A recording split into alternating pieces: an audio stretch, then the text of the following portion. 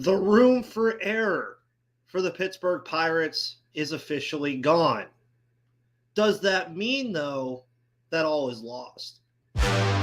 You are Locked On Pirates, your daily Pittsburgh Pirates podcast. Part of the Locked On Podcast Network, your team every day.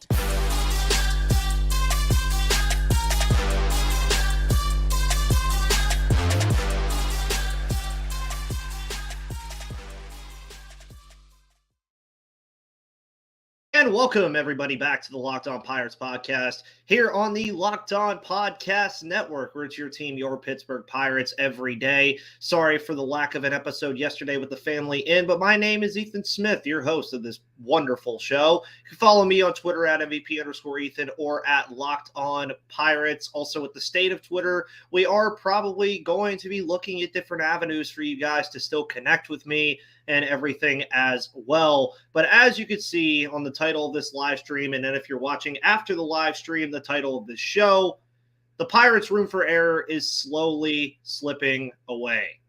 And it is getting interesting because now, with 6 games left before the All-Star break, 2 more against LA and 3 more against LA and 3 more against LA and 3 more against Arizona. Sorry, I forgot how the schedule worked there for a second. These 6 games can mean a lot for this Pirates team. They theoretically could still finish at 500 going into the All-Star break if they were to win these final 6 games before heading to Seattle for the All-Star break. By the way, shout out to Mitch Keller for being the lone Pittsburgh Pirates All-Star. Very deserving for him, something that I'm very proud of for him. And just seeing the maturation of Mitch Keller has been phenomenal. But now you sit 6.5 games back of the Reds and Brewers. And there was a time when this Pirates team was in first place. There's only been one team in the NL Central that has not been in first place this year, and that is the St. Louis Cardinals. Pirates had room for error when they were 20-8. They even had room for error after the Tampa Bay series and after the Toronto series at the beginning of May. They had room for error at that time. But now they're 5-15 in their last 20. They're 4-11 in their last 15 in the NL Central. That room for error is not here anymore. And it's kind of hard to gauge this team because you look at this Pirates team, and now lately the offense has been scoring runs and the pitching has been faltering. Before, the pitching was faltering, and then it was the offense that wasn't doing anything. So now what do you do if you're the Pirates? Well, you have to look internally, obviously, about how you can improve. And we'll talk about this a little bit later as well. But it doesn't get any easier this month either, folks. It does not get easy in the month of July for this team. As I mentioned, you still have 6 more against the Dodgers and the Diamondbacks who are contending for the NL West. Then, coming out of the All-Star break, you have the Giants, you have the Guardians, you have the Angels, the Padres, and the Phillies to round out the month. Every one of those teams is a playoff team right now. Even the Guardians are a playoff team right now with the way they're playing. The AL Central is just as bad, if not worse, than the NL Central. Giants are a team that's contending in that tough NL West. The Angels in the AL West are a tough contending team. On paper, the Padres are still a very good baseball team, even though the Pirates swept them. The Phillies have found out something as of late. So it doesn't get any easier. And the Pirates are 39-75. You see that in the bottom ticker down here. And it's not all lost. It could be much worse than where they are. But at some point, you have to make inroads on Cincinnati and Milwaukee. You have to. And it doesn't matter about, these games are in the division like it did before, like I said before that 9-game stretch. Those were big games because they were in the division. The division games are going to be even more important now, but now you have to win games outside of the division too. And that is something that the Pirates didn't really have to worry about a couple months ago. Now it's something they have to worry about. They have to win these games in LA. They have to win games in Arizona. They have to beat the Angels and the Guardians to keep pace at this point. So what has to happen for them to get back into this thing? A lot has to happen. First, you got to the lineup construction and consistency has to get fixed, man. It just has to. I know you're trying to get looks at these young guys. I know you're trying to you have to. Obviously, you have to know what you have. But when you're 39 and 45 and the division isn't gone yet, play your best guys. Play your best guys. Because at this point, I know the Pirates are still in a better spot than I expected them to be in this year. Are they going to hit their over on 68.5 wins? Probably. But now, to me, it's more about staying competitive in this division so that when you go into 2024, these guys know how to play competitive baseball when I expect them to. I expect them to be a competitor in the NL Central next year. That should be everybody's expectation. They should be a contender in the NL Central next year. They were one this year and technically still are. They're not out of it. But at some point, you got to figure it out. And there's so many dead spots in this lineup right now that are just killing this team. Last night, if you stayed up and watched the game, which is why the show's coming up a little later because I stayed up and watched the entire game, they were 2 for 9 with runners in scoring position. Remember, in the month of April and even early May, they were one of the better teams in all of baseball with runners in scoring position. Now they just haven't been doing it as well. And again, play the best guys. Play Henry Davis. Play Josh Palacios. He's playing well. Play Nick Gonzalez. Play the guys that are doing things for you. Because you guys saw the tweet I had about Rodolfo Castro last night about how he can't bat from the left side anymore. He just can't do it. He needs to go back down to the minors and just practice hitting completely from the right side, even against righties. I think he would just be better off. And then the bullpen management. Figure it out, Derek Shelton. I mean, David Bednar has been practically invisible over the past month. Because, yes, after last year, they're being very careful with him. They're not pitching him like they were last year. They're basically saving him for spots in the 8th inning if it's tied or the 9th inning if it's tied or if they have the lead. Which I don't agree with at all.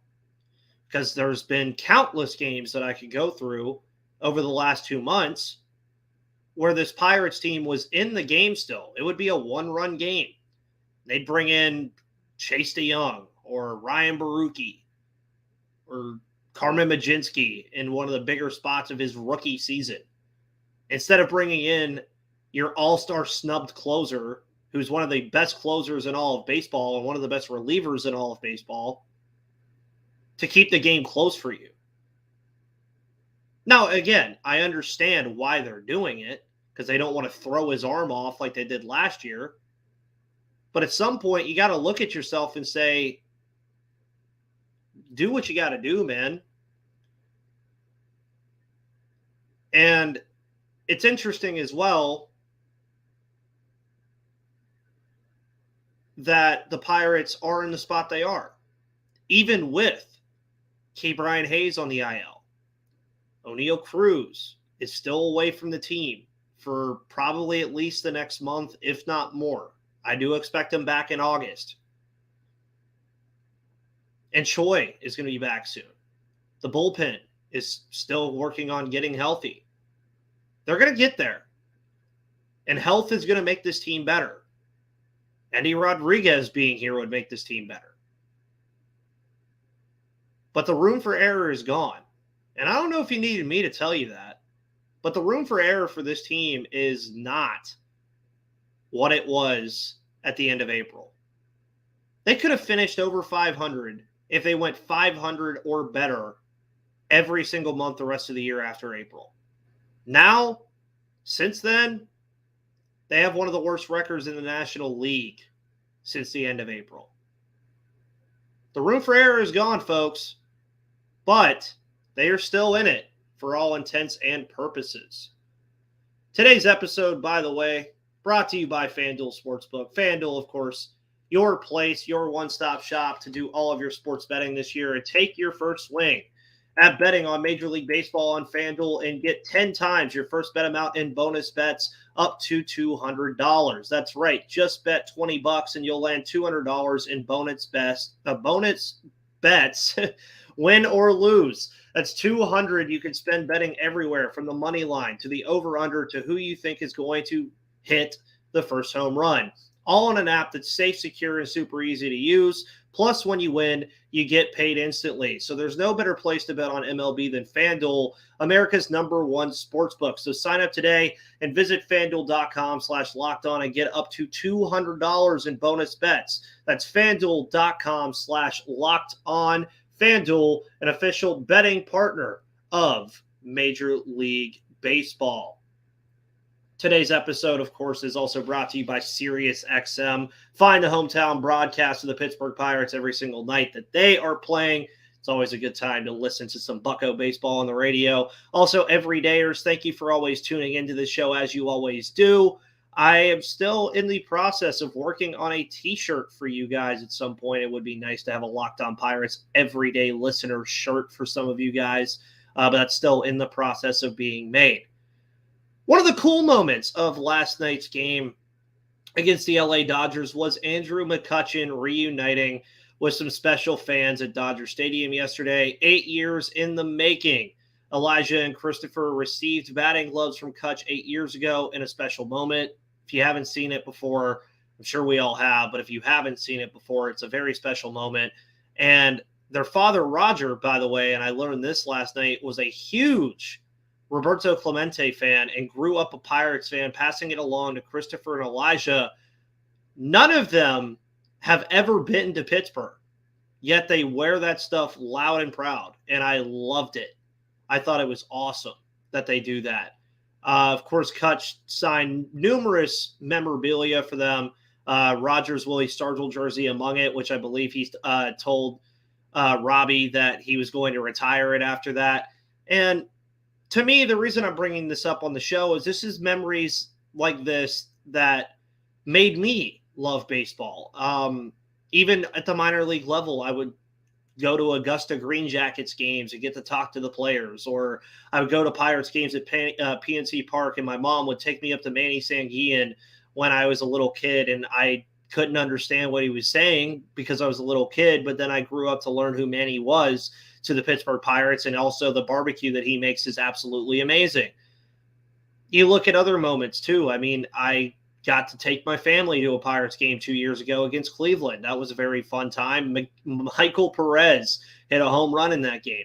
Memories such as that make baseball what it is and why it's so awesome, and I just wish that it was marketed better to our youth, because I feel like baseball is just one of those games that allows you to connect with players on a personal level. It really does feel like you connect with players a lot.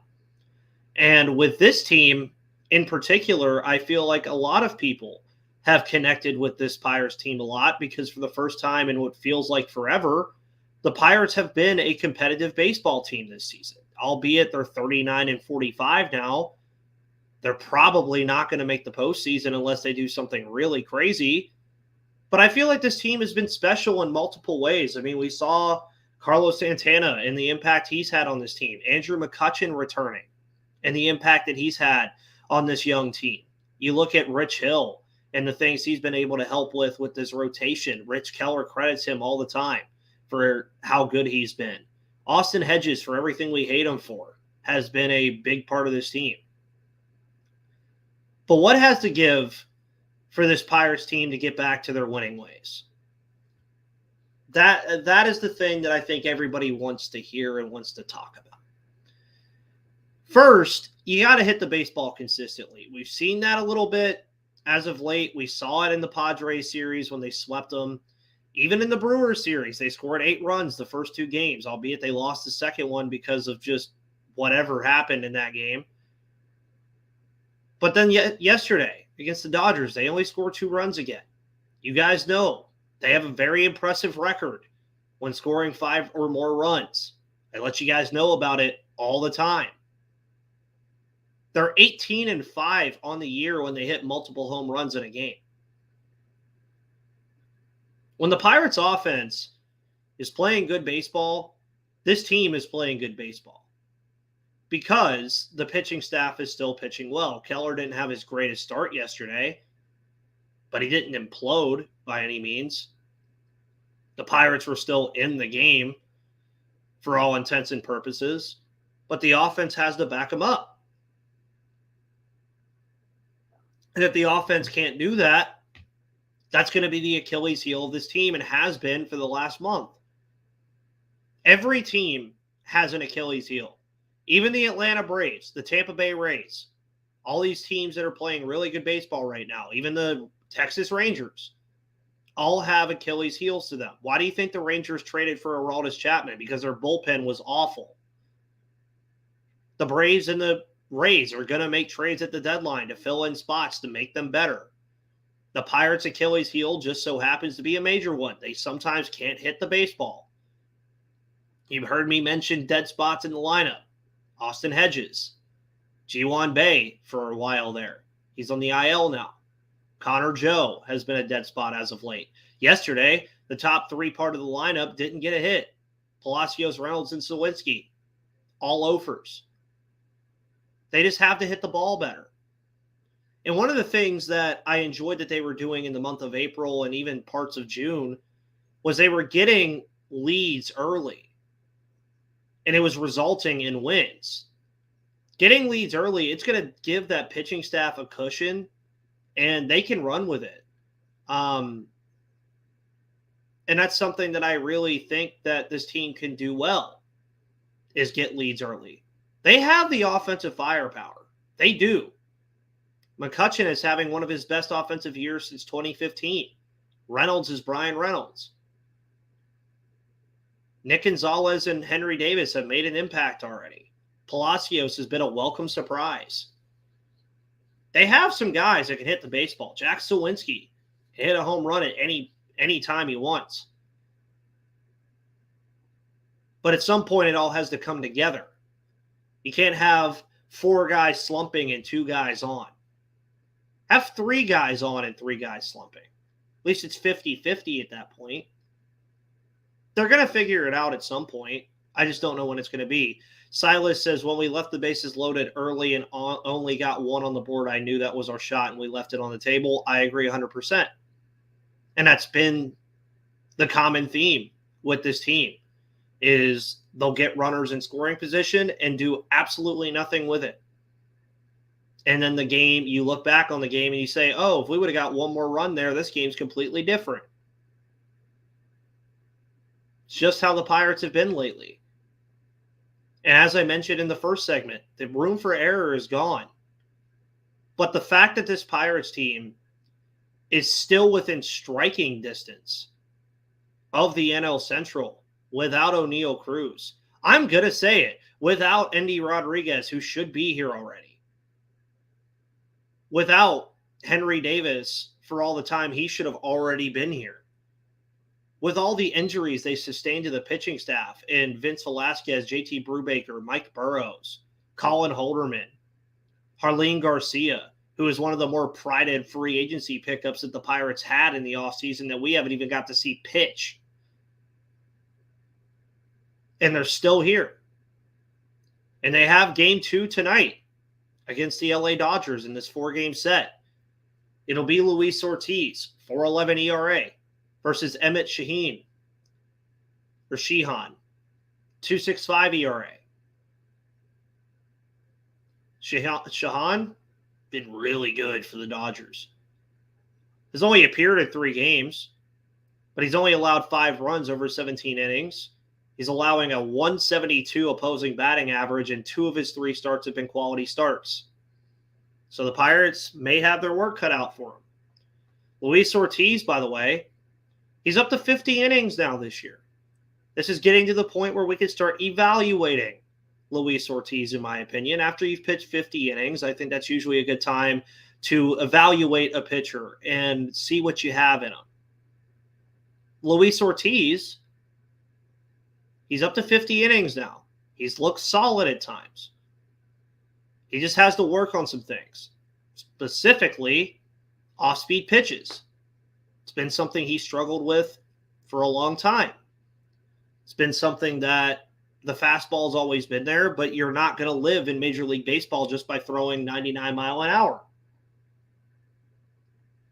Another thing that I'd like to see him fix is his strikeout to walk rate. It's not good. 31 strikeouts to 25 walks for Luis Ortiz right now. That's something you want to see him fix. And this is a tough Dodgers lineup that he's going to go up against. We saw him have very good success in Miami, not so good success against Milwaukee. And he's going to have to contain, in particular, Mookie Betts, who we all know how good Mookie Betts is. We all know what kind of player he is. But he's 11 for 32, 5 doubles and 5 home runs over his last 10 games. It's pretty good. Now, what I find interesting about this game tonight, as we come to a close here on the show, it is July 4th, so I'm not going to keep you guys too long on the holiday. No one on either the Pirates or Dodgers has faced either starting pitcher, which is not out of the realm of possibility. Luis Ortiz has never played the Dodgers, and Shaheen is only on his upcoming 4th start of his career. So not exactly crazy, but I do like games like this where neither starting pitcher has faced either lineup. I think it's fun. Now, obviously, they might have caught each other in the minor leagues at some point, but I do think that this game is going to be a fun one. Of course, it's a later game, so you guys all get to enjoy family time here on July 4th with your family before the Pirates play the Dodgers on the West Coast, so that's a good thing. And Pirates are going to try to tie the series up tonight, folks. Happy July 4th. Thank you for tuning in to the Locked On Pirates podcast, as you guys always do. My name is Ethan Smith, your host of the Locked On Pirates podcast here on the Locked On Podcast Network. Follow me on Twitter at MVP_Ethan or at Locked On Pirates. You guys are the best. Thank you so much for tuning in. Have a wonderful holiday. Eat some good food. Happy July 4th. My name is Ethan Smith. See you on the flip side.